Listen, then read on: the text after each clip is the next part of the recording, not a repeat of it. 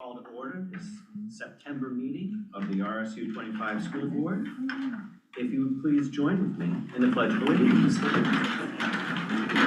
I pledge allegiance to the flag of the United States of America and to the republic for which it stands, one nation, under God, indivisible, with liberty and justice for all.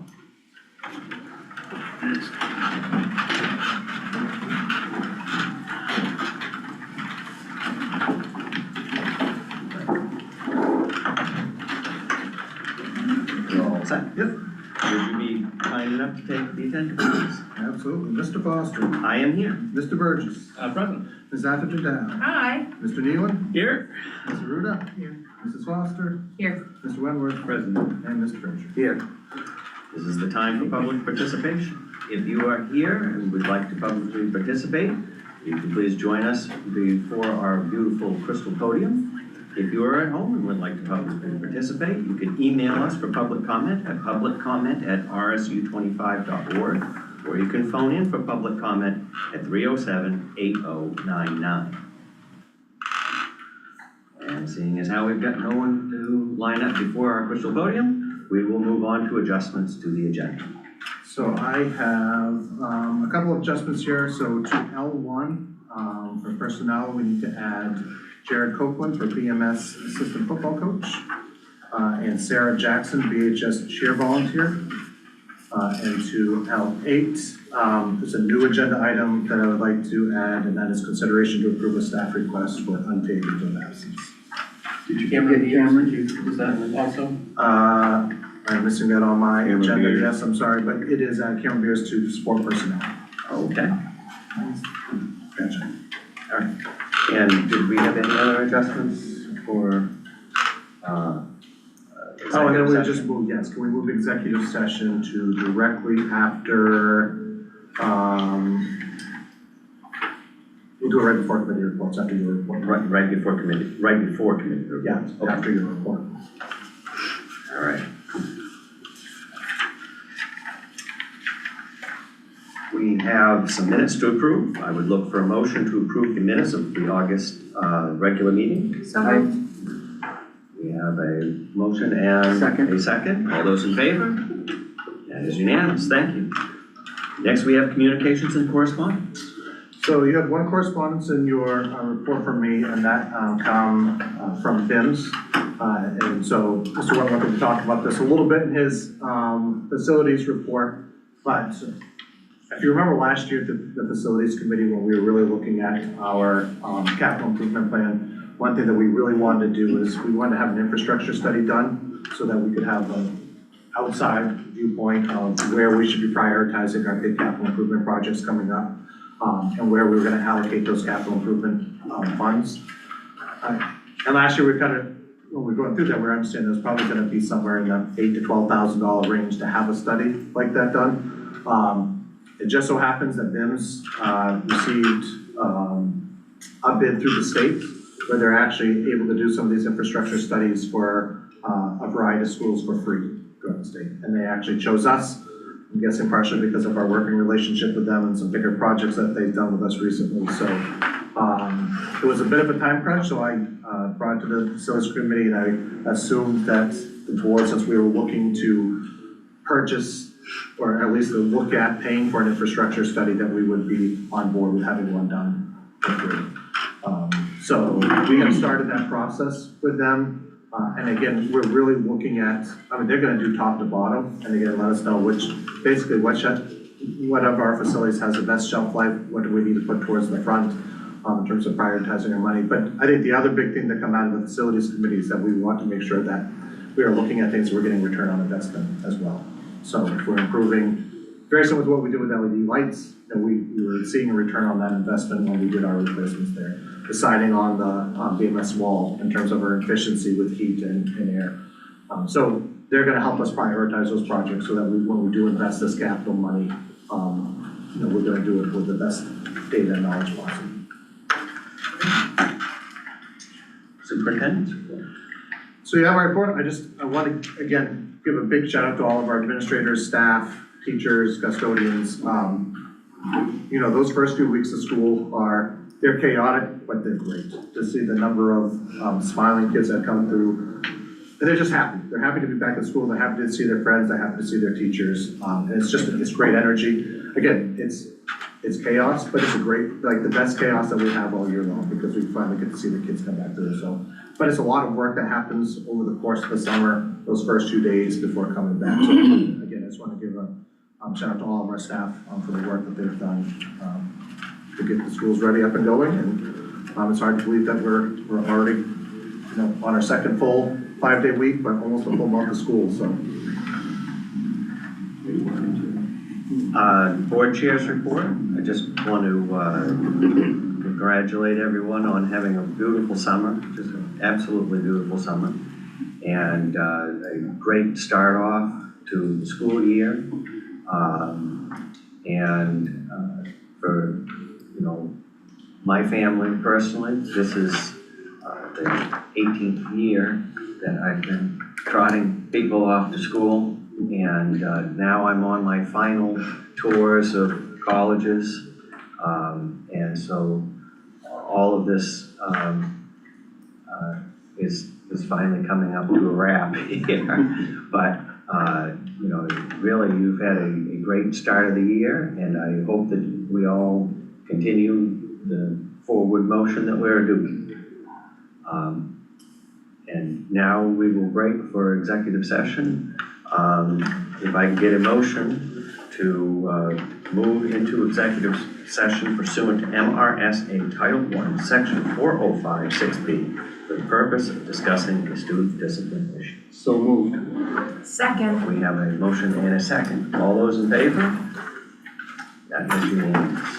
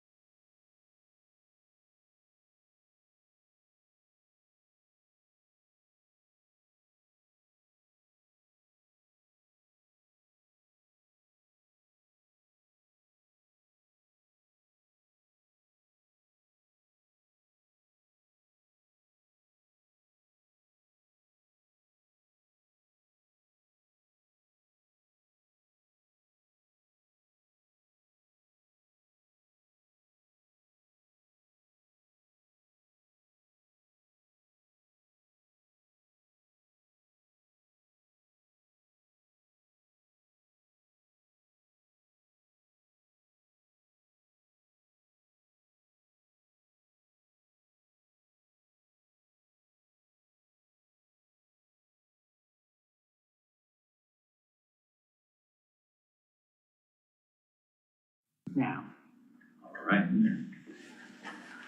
I move that we go ahead with an expulsion of an RSU 25 student. Second? We have a motion and a second. All those in favor? That is unanimous. Thank you. Now we can go on to committee reports. Curriculum. We did not meet, we will meet the first Thursday of this next month. Finance committee met right before this meeting. We are just starting at the year, so there's not a whole lot of activity just yet.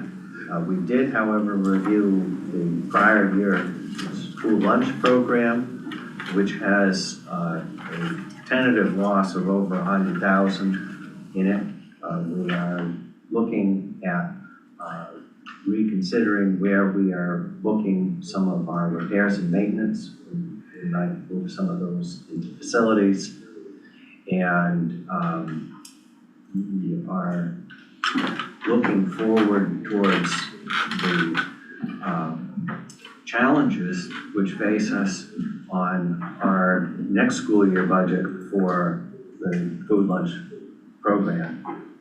We have raising salaries and benefits. We have continued underfunding from state sources, and we now have new menu challenges coming from the federal government. So the picture is bleak, but we're doing what we can. Any questions on finance? How much of that 100,000 are in repairs? That you were talking about moving? We've got about 15,000 that we're considering moving. So we're the other remaining 85? 85, and we've got Food and salaries budget and about stuff? 60 that we have budgeted. So then we'll still be within that range where we can move between cost centers for the remaining. Do we have a reserve for this cost center, or? We don't. We don't. How we fund this shortage is through this other line item, essentially, of the budget.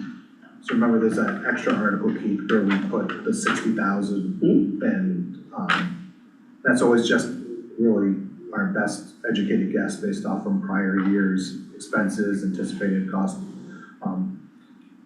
of health insurance, wages. We know that we're gonna have some wage changes just because of law, state law, in terms of our support staff. We're at 115% of minimum wage now for our support staff. On that contract, so the contract we're about to enter into negotiations, that will affect this next budget that we're talking about also? It'll affect the next budget, but remember, kitchen staff is not part of that contract. Okay, so they, Yeah, but they're still part of the law in terms of the 115% of minimum wage. Okay. It's not when they say support staff in terms of that law and what we think of support I staff wasn't sure, contract. if they fell under that, Correct, because that would potentially cause Yeah. another salary increase. yeah.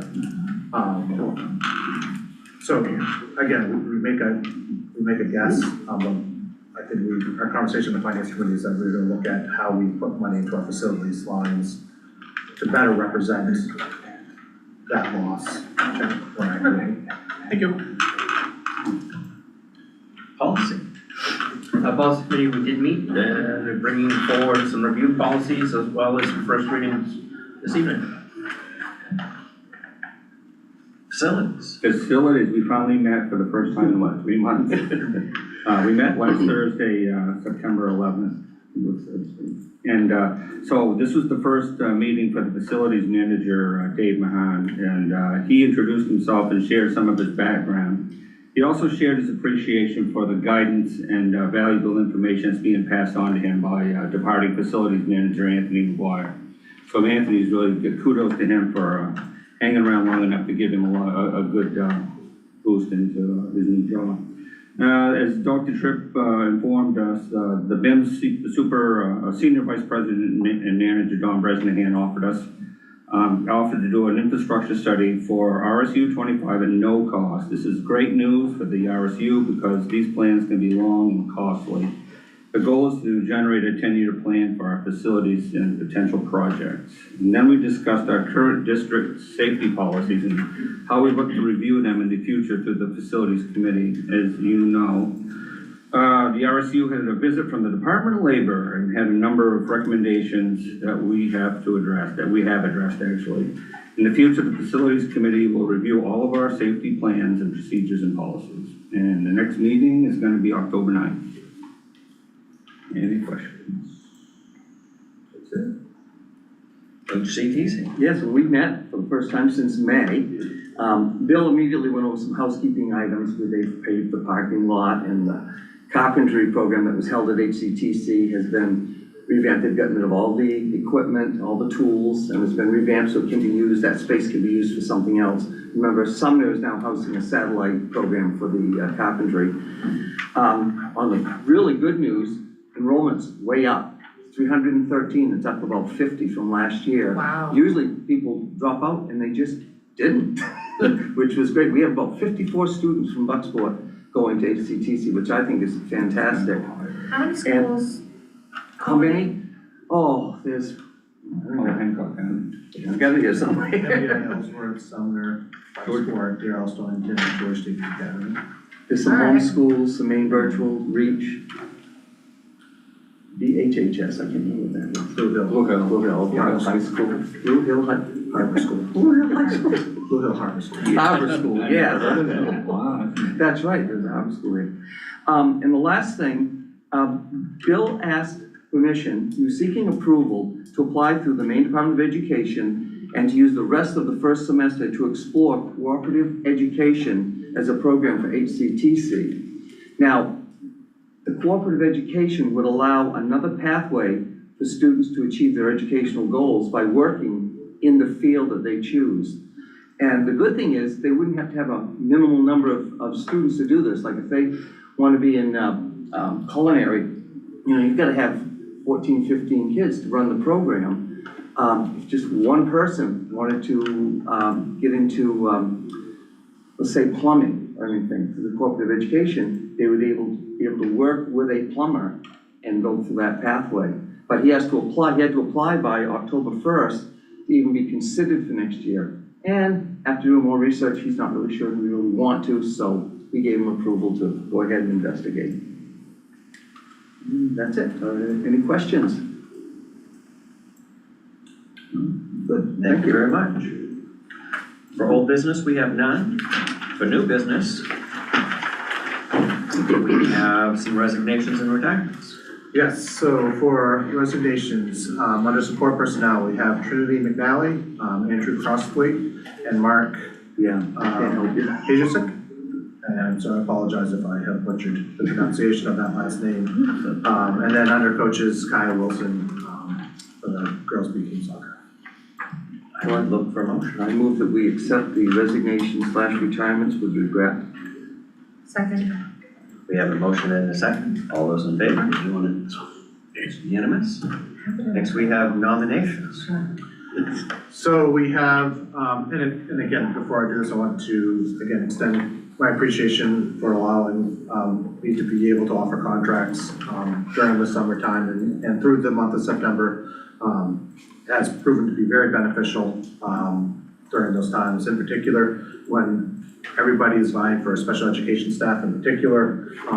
You know, Mrs. Woods has been doing a ton of interviewing, and we've been able to offer contracts right away pending our background checks. So again, I appreciate it's not something that you folks have to do, but it really has benefited us, and I hope it's something that you consider again doing next year. Moving forward, as of today, though, we will be bringing everything forward to you without extending those contracts. So, you know, we may be doing them as long-term subs until, you know, we have ways that we can bring them on board prior to the next board meeting. But from here on out, I will not offer any contracts until we are board approved, starting in October. Are you comfortable with that? Yes or no? Yes, because I think it's the right thing to do, David. I wish, and I'm not gonna ask for this, I wish I could carve out a caveat for special education because we are down a teacher, or 1.4 teachers in our sped world and 3 ed tech. It's so competitive out there. I mean, I don't want to handcuff our opportunities. Yeah. What I will say is that, especially given this time of year, if we are to get someone, which is obviously very difficult, I can bring them in as pay them as a long-term sub, which doesn't help them out from a benefit standpoint. And quite frankly, if we got really stuck where I need someone, I could always call a special meeting if necessary. Sure. So, Just wanna make sure that we're covering our bases. That's No. why I understand your reluctance and wanting to stay with procedure, but I also don't wanna see us handcuff ourselves, so. and I appreciate that, and there's a part of it that we really love to take you up on that, but I do think it's the right thing to go through our board approval process. Along those same lines, when we get to hiring the principal position, should we reinstate it for like the month we post it, or like how? I mean, I wanna make sure that that's handled efficiently and So one, I don't think this is how we'll allow them not to have it be done efficiently. So we have always brought administrators, even when you have granted me that, or Mr. Boothby, to the board. And because we know right now, we're gonna be able to start early enough where we can, when we put out, we'll time it. oh, so you're not having to offer the contract right away, it can get our approval. Because they wouldn't be starting Okay. to the following year anyway. Oh, okay, so it's not as immediate. Correct. Even though the position is an immediate need, Yes. it's. But we're committed to technically, starting the okay. We're all set following. kind of Okay. thing, yeah. Okay. So I don't, again, I think we'll be strategic about our timeline when we post, when we do interviews. I just wanted to make sure you were, Absolutely, yeah. our blessing to Yeah. get her a replacement so we don't lose her. No, it is an interesting, She's trained. you know, I think when we have these conversations, you know, other districts, what I've seen, and I think it's a discussion we can have, I'm actually not recommending a change, but it was, I was having this conversation with other superintendents yesterday at the Drummond Woodson event, is that they have a lot of boards have given superintendents authority to hire support personnel without waiting for board approval, so ed techs, coaches, custodians, things that you maybe quite often need a more immediate need for as opposed to waiting. And again, that's not something that I'm bringing forward, but it's something that we could consider as like that in between, I think, David, as to what you're suggesting. Like a temporary contract? It's not a temporary contract, it's just support personnel would still be basically doing what we're doing right now, where we would offer contracts with them and then bring it to the board afterwards. So, that being said, for nominations, under support personnel, we have Tara Tozier, Brooke Dyer, both special education technicians, Destiny Fletcher as a custodian, and Cameron Beers as custodian. For our coaches and co-curricular, we have Heather Rockcliffe for our girls B team soccer coach, Lindsay Gordon as our assistant indoor track coach at the high school. This is obviously Jared Copeland. Yes, he was our assistant football coach at BMS. He stepped away, and then he got his arm twisted to come back and help them out. And happy to do so. I was wondering if I was seeing things. Yeah, Scott did a fact check, but he did. We accepted his resignation from it, so we have to reinstate him for that. And then we have two volunteers, Sean Allen for BMS football and Sarah Jackson for BHS cheer. Well, I move that we accept these nominations as a block. Second, All right, we have a motion and a second. All those in favor? It's unanimous. Jinx. Next, we have first reading of policy. So in first reading policy, we have two policies, and one of which originally came to you as a review, but upon further, as you saw in my report, there was a minor change, it's not substantial, but in the hazardous chemicals, communication and training, the policy has not changed, but they used to be called MSDS sheets, material safety data sheets. OSHA has changed, the Department of Labor has changed, I know it's just SDS sheets. 5 years The ago. material is gone. 5 years. So, It might have been longer. I know. it's not a huge deal, probably doesn't have to go through two readings, but I'm just gonna do it because it is a change. And You already got the policy existing, so. Exactly, and so it's not anything substantial, but I'll just, we'll put it through this way. So I apologize, originally that was under review only to the policy committee, but that's why it's under here for first reading. And then the second one, we had some good conversation around, and that is the naloxone policy, also known as the Narcan policy. This is something that we talked about actually through the policy committee about a year and a half ago, actually just prior to Mr. Boothby leaving in, there was, Narcan was being made available, to places such as schools, public agencies, free of charge to help, with preventing opioid overdoses and, try to protect community members, as necessary. We had some, I shouldn't say debate, we just talked about where does that fit in a public school setting? And because we do have lots of public events, where, certainly could it be a student inside of our building during the school day? Obviously, we hope not, but it is a potential. But we have so many public-facing events, that gym will be packed with 250 to 300 people, various different times during basketball and wrestling meets. We have football games, we have soccer games. And so, we had decided at the time that we were going to house these in our schools in the nurses station, and train specific people inside of every building to be able to administer it. And the reason we felt comfortable doing that is because if you were to give this to someone that was not in a medical crisis, you're not gonna do any damage or harm to them. The spray that we have is, you can't do any harm, you can only save someone. So, we obtained it, we've kept it locked up in our nurses stations. We have access to it, the people who are trained know where they are and they have access to them. But there was just a recommendation from the state that we have a policy that reinforces what our practice is. So this is actually something that has come from the state, this template. All schools now that carry it have adopted this policy. You mentioned football and soccer, is there anything, I didn't see anything that said anything about outside activities. Well, that's where the discussion inside a policy committee that we put in here, where administrators will be in charge of looking at where the storage of it So was. that- So we have like our AEDs travel to those So that would- events. We don't as worried about like football because we have an ambulance Right. there that would be able to provide. Soccer, and then you're gonna have baseball, softball, and, Correct, but we have traveling kits that would go along. all right, so it would be, Like outing club, What's that? not like the. No, it wouldn't be for events like that. We're more, so I think we really want shifting our focus from individual school events to bigger public facing events where the public is attending. Okay. We were really intentful to say that this is not an all-encompassing policy where we were gonna be responsible to, anytime we were somewhere, that we were gonna have this available, because that's just not practical. And we don't wanna take on that type of liability or say that we're gonna assure that this will be available all the time. What we want to be able to say is that in certain circumstances, we could have it available, and if we do, we'll have some people that are trained to be able to administer it, and hopefully we never ever have to use it, and they're just sitting in a locked cabinet.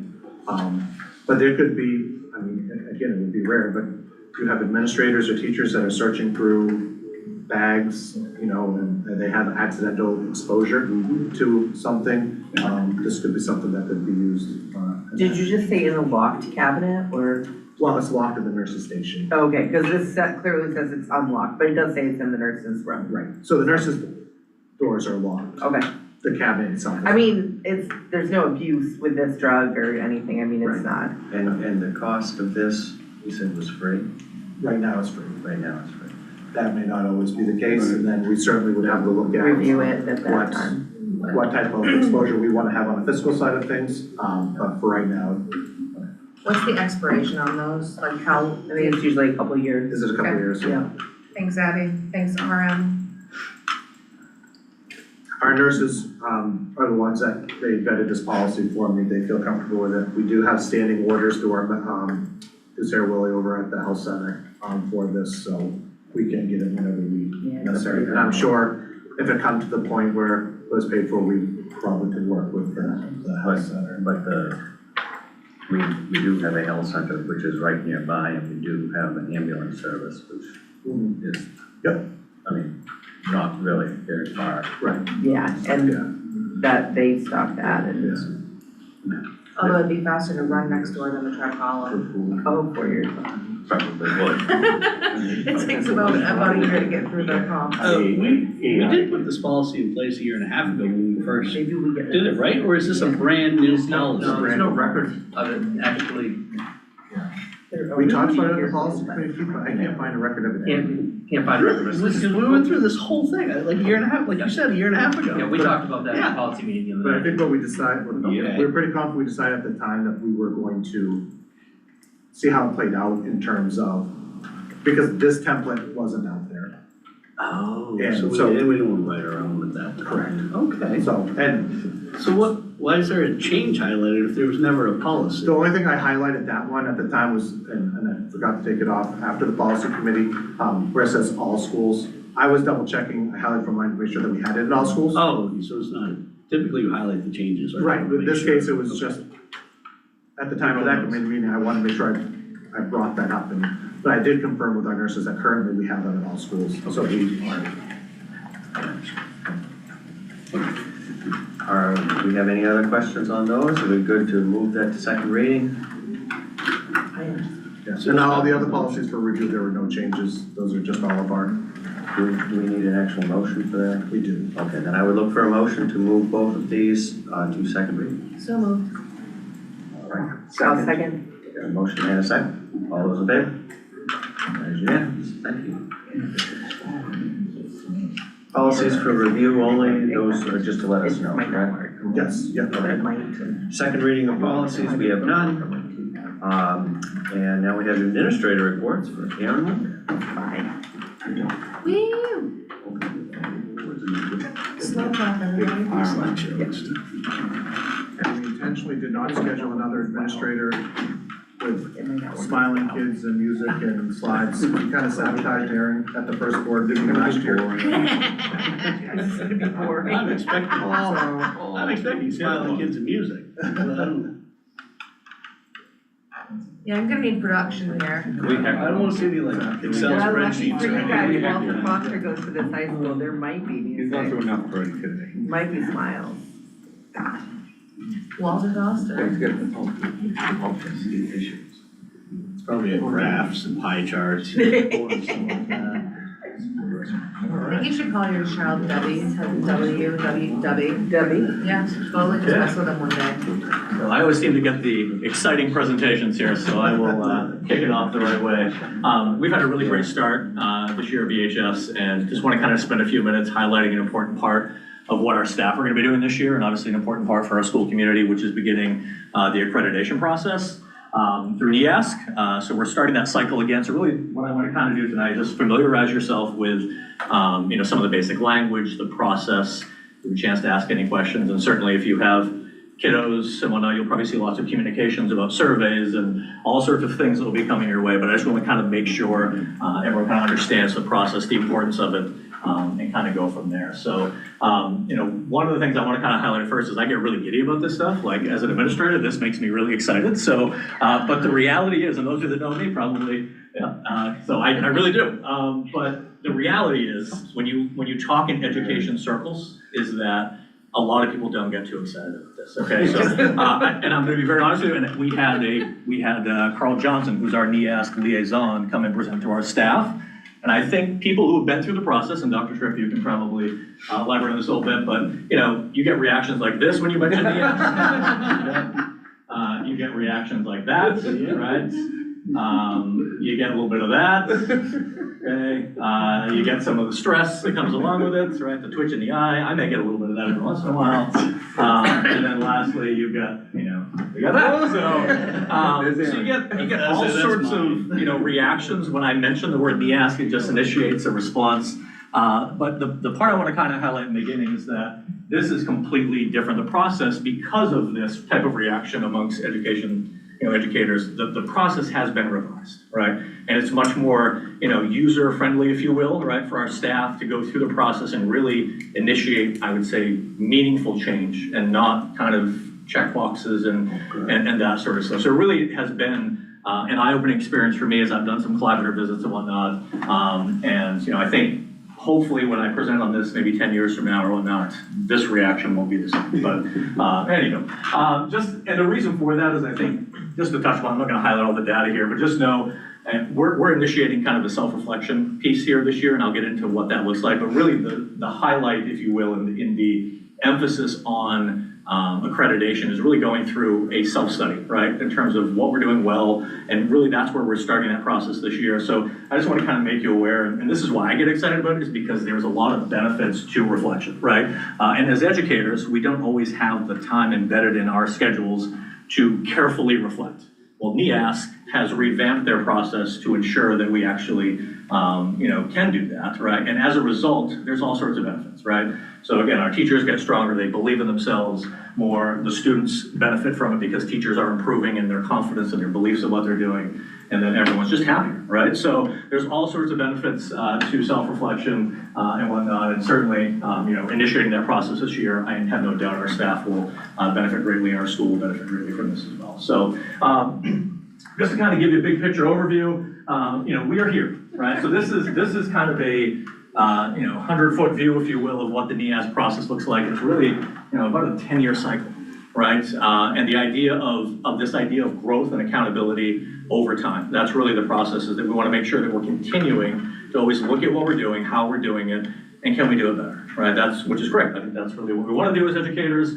So we are starting here this year with our staff kind of getting into what's called the self-reflection, where we will kind of hone in on some standards, which we'll go over here in a minute, and really just kind of do a self-study of what we're doing well and how we can improve. And that includes soliciting some input from students, from staff, and from families. So I'll be sending all sorts of communications and surveys, and our staff will get to kind of look at those and then really identify, okay, how can we use this data to grow and improve as a school?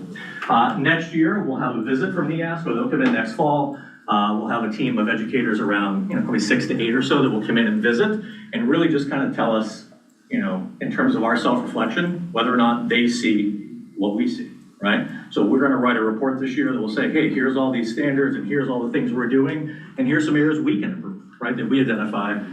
The collaborative conference visit will come in and they'll say, yeah, we agree with that, or hey, have you thought about this, or that sort of stuff. So that is kind of step 2 in this process.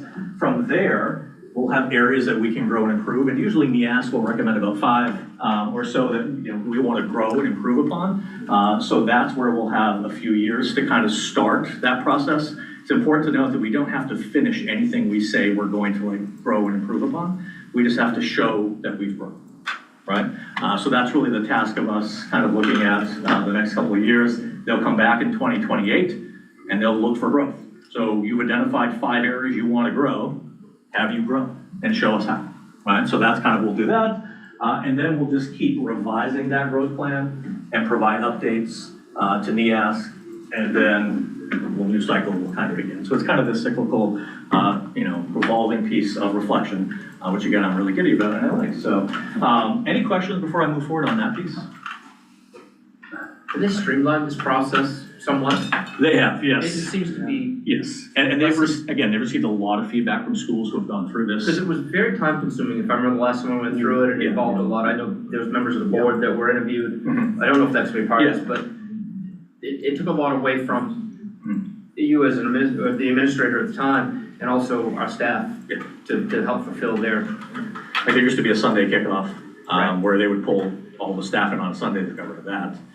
There's just, again, they've streamlined it, made it more Seems- focused and beneficial and. It just seems more positive than I remember 10 years ago. Yes, yes, so. Well, you also have Aaron presenting his positivity. I tried to, yes. There you go. So as far as standards go, just, again, not gonna get into all the details on the standards, but there's 5 standards that we are going to, as a staff this year, as part of that self-reflection, really drill down on and try to provide evidence for, how are we doing this? How well are we doing in terms of, the learning culture, the student learning, right, learning support, right, learning resources, that sort of stuff. And then within each standard, there's some terminology. Again, I'm not gonna get into super detail on this, but there's principles.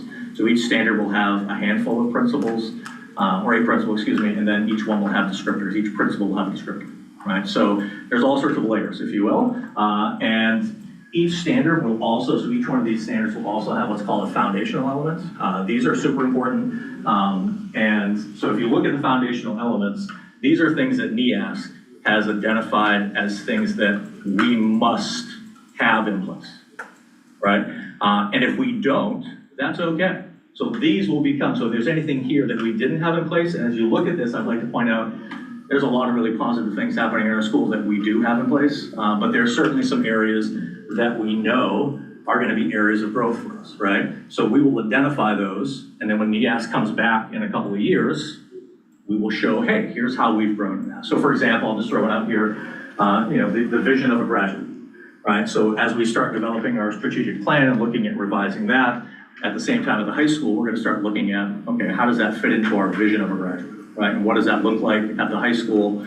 And we'll start working on that. That is gonna be a process. It's not gonna happen certainly in 1 year. It may take us a couple years, but what NEASC is looking for is just that growth and that we're moving the needle forward and we're continuing to make it a priority. And they will keep checking on that progress. I will keep communicating the progress we've made until we finish, right? And that does take schools, again, upwards of 2 to 3 years. So it is a process that involves a lot of community members and whatnot throughout that. So when you look at a lot of these here, right, the physically safe environment, right, written curriculum development and all the stuff that, Mrs. Hall has done with all of the work on curriculum. I mean, that's all stuff that we can now say, yeah, we've knocked that out of the park. But there's still some foundational elements that we know we're gonna have to identify as areas of growth going forward. And that's okay, right? And that's the part where it's changed a little bit. It's not a gotcha, it's not a, they're not out to get us in any way, shape, or form. They're out to help us grow and just so. And just so you're aware, we do have some committees, so we have to form a couple of committees. We have what's called the steering committee, that's comprised of 3 staff members who will just kind of oversee big picture stuff, right? And then we have what's called the self-reflection committee, which will be our leadership team that will be writing the self-reflection. So we will take all that information, compile it into a nice, neat report, and they will be kind of leading the charge on writing that throughout the course of the year. And hopefully by the end of the year, we have something in place. So again, this year, what it looks like for us, we're gonna have lots of discussions. Our PLC times are really gonna be devoted to this work in terms of, again, gathering evidence, right? Looking at that evidence, kind of fitting it into different standards and principles and whatnot, and then just writing narratives to say, hey, here's what we're doing well, and here's things that we can improve upon. So, and then in future years, we'll take those areas of growth, and we'll try to implement those and improve upon those, and then just work with NEAS to show that we're moving forward. So, how we're gonna do that, I kind of broke it down in phases for our staff, so this is the document I shared with our staff. We're kind of in phase 1 right now, where as a staff, we're understanding the process, setting out the surveys, gathering some data, formulating our cross-content groupings and whatnot. And then very shortly here, probably within the next week or so, we'll break into our cross-content groups by standard, and we'll start gathering evidence collaboratively around those standards and principles to kind of see where we're at. And then, sometime hopefully February, March, somewhere there, we will have a rough draft of a report that we can look at, the staff can share, and we can kind of give a thumbs up that, hey, we're all part of the process, we agree with this. And then we'll submit the reflection, and then next year we'll start planning for the collaborators. Yeah. Are you gonna report to us every board meeting? I don't think so, no. No, we're good. But what I will do is try to highlight kind of where we're at in the process through my board report. So I'll probably have a standing board report piece in there that you'll always see me ask and something in there. So I'll kind of let you know that. I would expect at the end of the year, you would get kind of a summary of the self-reflection study that we had, whether we do that through curriculum committee, that then would be reported out through here, or have Aaron come back and present. But heading into next year, just again, to kind of lay out that timeframe for you. So, and then I'll also be kind of sharing a little more in depth with the curriculum committee at the next meeting on October 2nd as well. Yeah, so I'll kind of hone in on what the self-reflection actually looks like and kind of share some of the documents and that sort of stuff as well. So, any questions? I'll say that Aaron has done a tremendous amount, as he always does in his presentations, but a tremendous amount of prep work in terms of learning this new process. My first year as principal, Kevin, was the review that we had when we did the site visit, and the work that the teachers did the year before that with Mrs. Tracy, just collecting evidence. And it seems like that's all we did for about 3 or 4 months. It's just collect assessments, collect paperwork, and collect rubrics, and collect agendas that went into a filing cabinet and are now stored somewhere in probably in Aaron's office or a central office, never to be looked at again. So we had to write a 2-year report and then a 5-year report after they give us our list of areas of improvement. And, I mean, it was, not only was it time consuming, it was frustrating because you didn't necessarily see the benefits. And I think, Aaron has been part of one of the visiting teams. He's really worked hard with the gentleman that come and visit us. And I think Aaron has a really good grasp of what this is supposed to look like.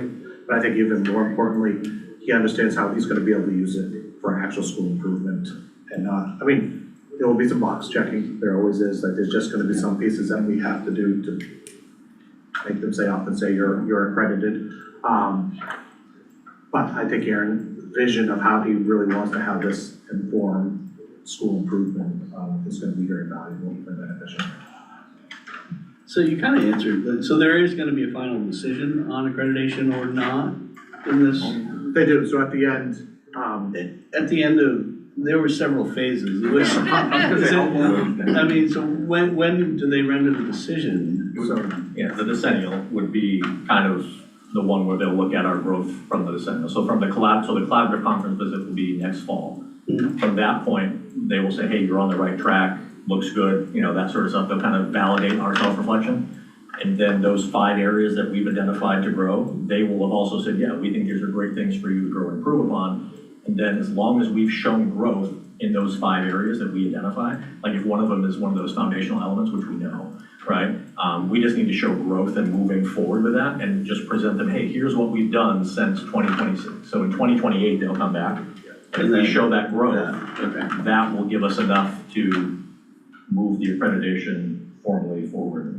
and that's the big change, Keith, from those of you that Yeah. have been part of it. It used to be this year self-study, next year visit, provide all this evidence, you do a big dog and pony show for 3 days, and then they go away, they meet as a commission, and then they send you a letter and say, you're accredited, but in 2 years, you gotta show us that you've improved in these areas, and then in 5 years, you gotta show us.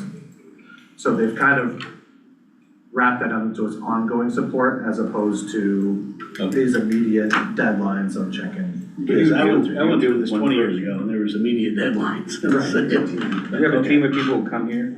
Yes. So next fall. Where do they come from? Do you know? Other schools. Okay, all over the state or New Could be New England? Could be New England. Is it just the high school?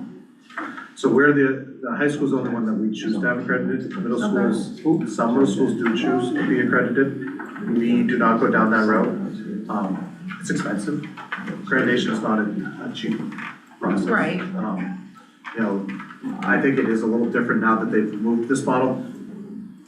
Even though the model's changed, they haven't really changed the price tag on it a whole lot, so. And it's valuable for kids moving on to colleges and they look at it as an accredited high school. Oh, yeah. Graduated. Yeah, I mean, they're not looking at the middle school, like, is it an accredited middle school, yeah? What I will say is that there have been some school districts that have decided to not do the accreditation process and to do their own self-reflection process, and they haven't had their boards buy into that as kind of rebooting the old system. I think you've seen, this was their response to stop that trend.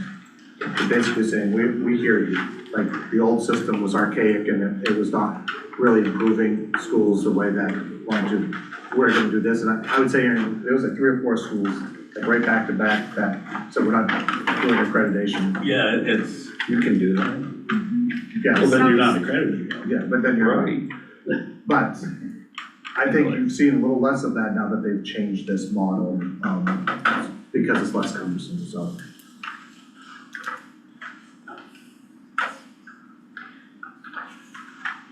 Any other questions on this accreditation policy? Thank you very much for your presentation. Next, we've got discussion, consideration, complete crisis management plan for the 2025-2026 school year. So as I sent in an email earlier, I told you folks, invited you to come in and take a look at the plan if you had any questions on that. As we know that it's not a public-facing document because of evacuation routes and different things that we have to do. In the event of emergency, obviously that would compromise the safety and security of students and staff. So hence why it's not part of your official board packet, and I advise you to come in and take a look at it. There are no substantial changes from last year other than updating personnel, phone numbers. We did have to change before it was safety care trained. We had to change that to CPI training. So we changed some language there. And then the other thing that we added, as I put in my book report, is the emergency alerting system. So the strategic plan, those devices that Mr. Morrow talked about that teachers will be wearing. So we've added that in there as an intervention. Is that up and running now? We will be training at the end of this month. Okay, And beginning so of next real month. Everything's installed, we've tested the devices, we're in really good shape. We've walked all the buildings in the perimeter. So we're excited to get it, but we're doing training with administrators next week and then the week after. First week of October, we'll be doing training with our staff. Any other discussion? I would look for a motion. Well, I move that we approve the crisis management plan for the 25-26 school year. So moved. We have a motion and a second. All those in favor? It's unanimous, thank you. Next, we have consideration to approve staff request for unpaid leave of absence. So this came into us just today. We have a staff member at the middle school, so Hannah Bailey will be going out in January on maternity leave. And just the timing of her allowable leave, the state when she comes back, in accordance with the new paid family medical leave comes out, will leave just over 3 weeks.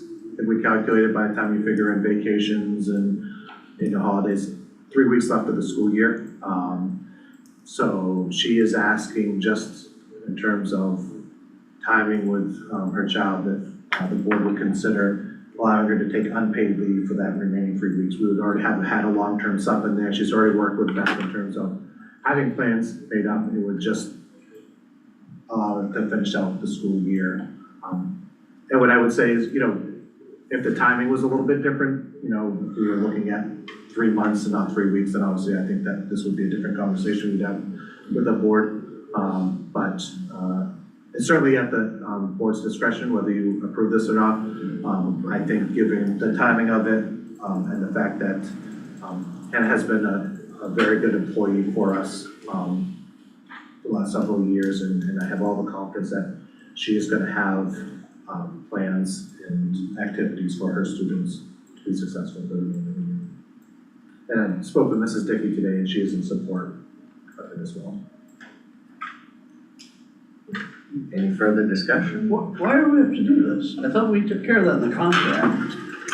So not for unpaid leave, we have to have that, it has to be for. It's separate, oh, okay, so the contract only covered paid leave. So the. Then it would change the timelines all around and stuff. So we'll have, employees get their 12 weeks of paid family, 12 weeks of paid family medical leave. And then when we get there to the end, we can't extend it any longer, so he's asking to take unpaid leave. And the only way that you can take unpaid leave is if it's approved by the school board. Okay, and isn't January 19th, is that about mid-year? Yeah, it's about a week before the halfway point. So it's a good time to do it. Yes.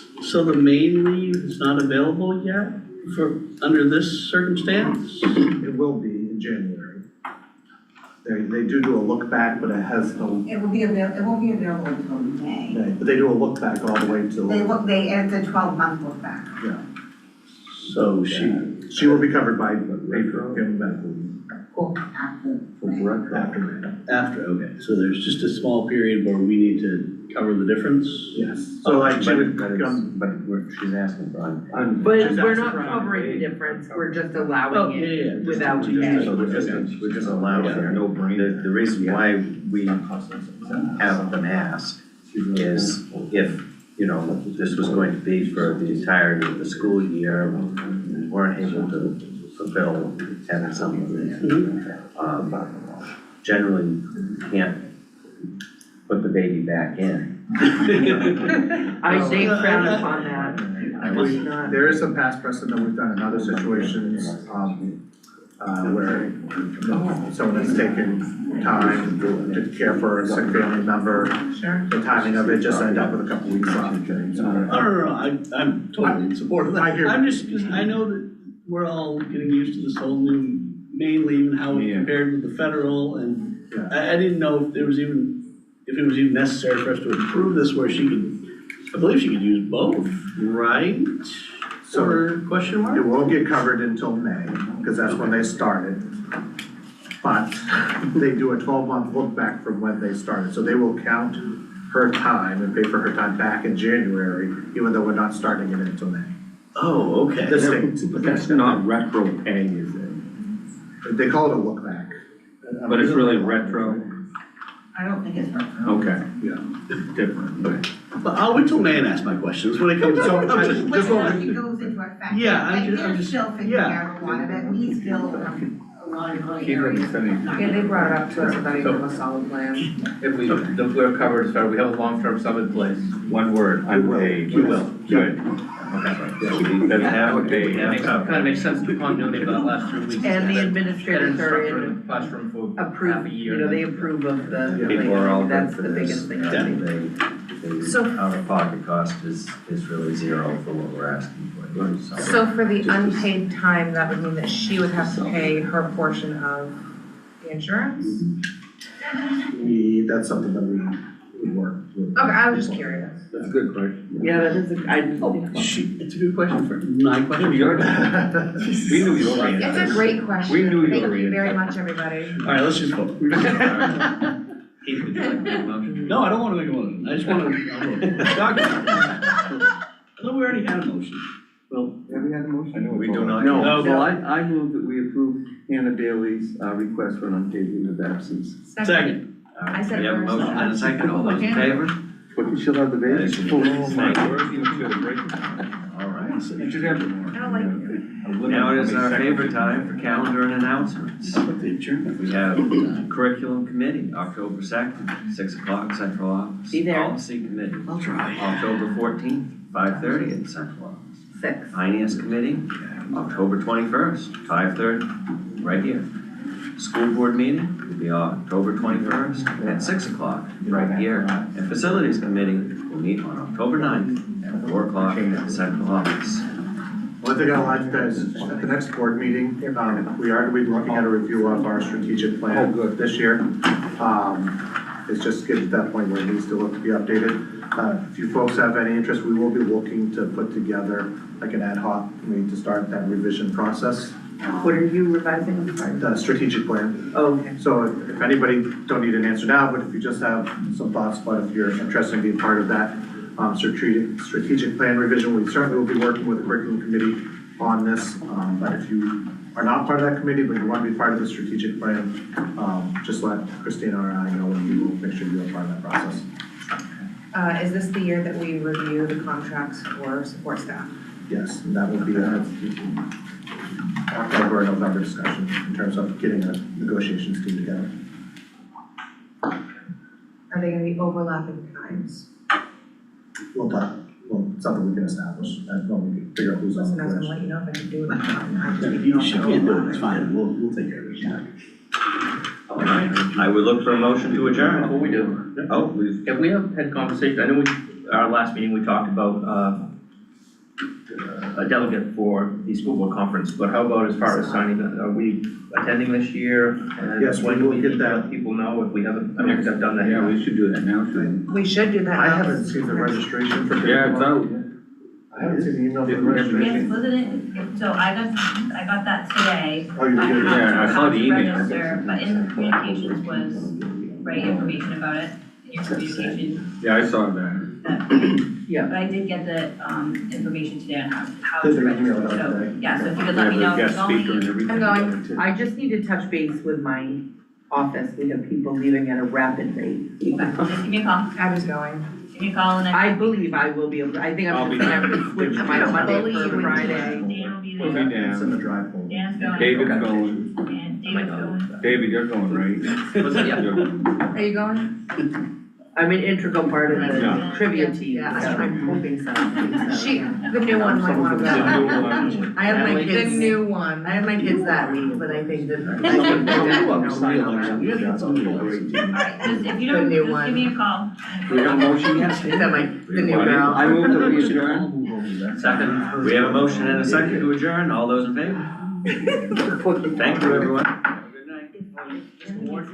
I'm gonna think, if you really think my name's Thank you girl.